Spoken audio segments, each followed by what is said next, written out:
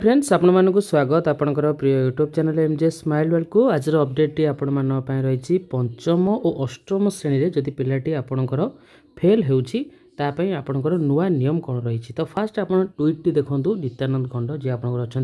विद्यालय और गणशिक्षा मंत्री ट्वीट करछंती शिक्षार गुणवत्ता को प्राधान्य दि जाए विद्यालय परीक्षा नियम रे किछि सुधार करा जायछि परीक्षा रे पंचम और अष्टम पिलांग पई नुआ नियम लागू करा जायछि परीक्षा रे फेल हेले 2 मास रे पुनः परीक्षा देबे एवं पुणी फेल हेले से श्रेणी रे अध्ययनरत रहिबे प्राथमिक शिक्षा संपूर्ण समाप्त न हेबा पर्यंत कौनसी भी पिलांगु स्कूल रु बहिष्कार करा जिवो नहीं एहा द्वारा विद्यार्थी पढ़ा प्रति अधिक जत्नशील हेबे तो ये रही आपनकर notification T government of Odisha school and mass education department तरफ रु नंबर रही 18660 डेट रही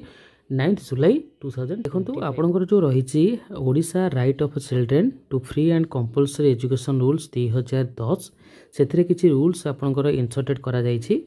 जेउठी कि आपनकर प्रत्येक वर्ष एकाडेमिक ईयर रो एंड रे एग्जामिनेशन करा जाए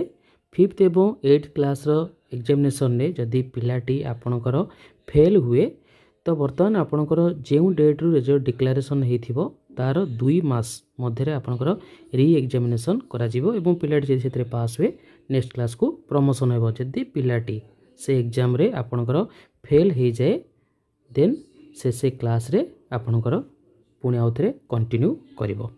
तो बर्तमान आपनकर एलिमेंटारी एजुकेशन आपनकर जे पर्यंत पिलाटर कंप्लीट होई नहीं से पर्यंत